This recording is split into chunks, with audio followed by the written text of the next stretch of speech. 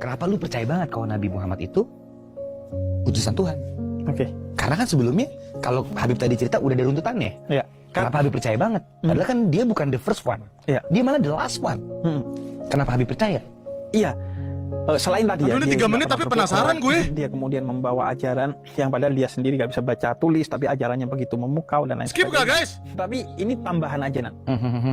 Karena dia sebagai pribadi yang sangat powerful seperti itu di zaman itu, menguasai Jazirah Arab, bahkan kemudian meruntuhkan Persia dan Romawi. Tapi dia seorang yang sangat rendah hati. Bahasa gini, dia santai orangnya. Iya, santai banget, rendah hati. Oke. Pokoknya tidak menunjukkan bahwa ini manusia biasa. Ya. Bahkan beliau zuhud. Zuhud itu artinya menjaga jarak dari dunia. Tidak pernah menyimpan sesuatu yang bersifat duniawi. Ya. Zuhud Berarti itu menjauh Nabi dari Muhammad duniawi itu, ya. apakah Nabi Muhammad yang ngomong, halo, aku adalah Nabi, atau di situ orang, wah ini kayaknya bukan manusia biasa deh, ini prophet, ini Nabi. Nah, ini menarik. Nah, jadi pengetahuan bahwa Nabi Muhammad adalah seorang yang nantinya menjadi Nabi dan Rasul terakhir, itu justru bukan Jangan didapatkan di skip, pertama nanti kali oleh ditubir.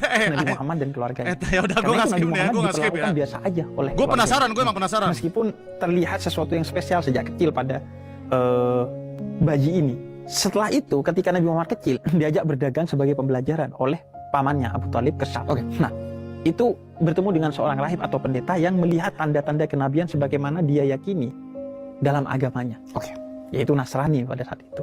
Nah, akhirnya diberikan informasi, jaga anak ini baik-baik karena dia calon Nabi dan Rasul. Makanya kemudian diperlakukan beda tuh saat itu. Dilindungi.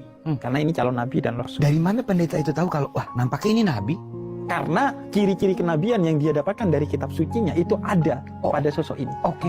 Setelah itu, ketika Nabi menerima wahyu, Sayyidah Khadijah itu juga mengkonfirmasi kepada jaringan beliau sebagai seorang pedagang, yang diantaranya seorang pendeta yang meyakinkan bahwa memang itu adalah wahyu. Nabi itu memiliki paling tidak 2 kewajiban. Menyebut dirinya sebagai utusan Tuhan, dan yang kedua menyuruh orang bersolawat kepada beliau, memuji beliau. Itu perintah dalam Al-Quran.